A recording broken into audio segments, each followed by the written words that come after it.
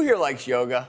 Raise your hand. A lot of people enjoy yoga. Yoga has a lot of benefits, but have you heard about a new form of baby yoga? This has been making headlines overseas. It's not what you might expect. And I have to warn you, you're about to see some footage that's pretty disturbing. There's a highly controversial new yoga causing shockwaves across the world.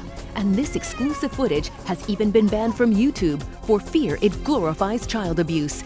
Lena Fakina, filmed here performing baby yoga, is a technique she says improves muscular abilities and development. The actions are performed on babies from a few weeks old up to age 2.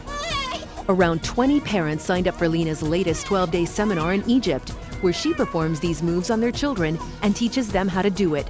According to reports, bystanders reported that babies were left screaming, in tears, or vomited during or after their session.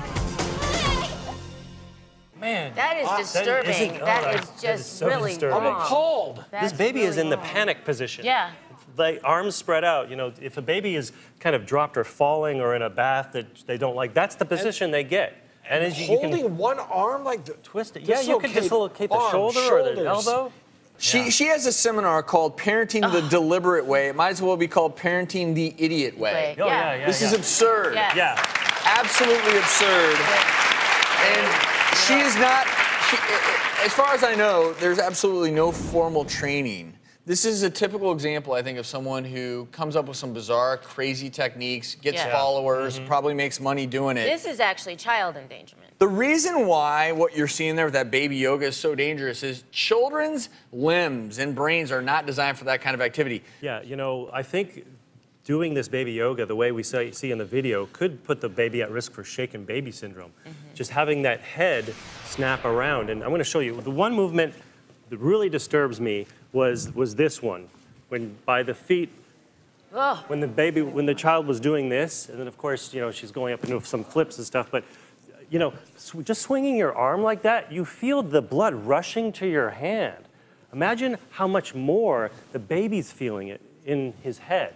That's very, very dangerous. Yeah, if we look at this animation here, understand that babies' brains are not designed for these types of forces, and also their neck is not designed to deal with these forces. So as the neck swings back and forth, accelerates and decelerates, areas in the brain are sustaining shearing force injuries. And this can cause, what we see there is sometimes a subdural hematoma, or you can develop hemorrhages in your eye. So Dr. Shears, this is not the way to raise your infant. What are the proper... Certainly, there are some great movements. Certainly bouncing and carrying the child, letting the child see the world from your point of view is a great thing to do. Also, one of my favorite ones when they're really young, you know, under 3 months or so, some tummy to tummy, maybe laying on the couch, FaceTime, and they'll kind of start looking up at you and you kind of go, hey, you know, and they start getting the feedback of lifting their head, looking at you. And then of course, when they're older, maybe on a blanket, they can kind of lay down, you put some toys just kind of outside, just out of their reach, and they'll kind of look up and try to grab them, and that's a great thing too. Also, one of my favorites is kind of doing some exercises. You kind of go, okay, 1, 2, 3, stand up. And then they kind of start getting that core. And you never want to let go.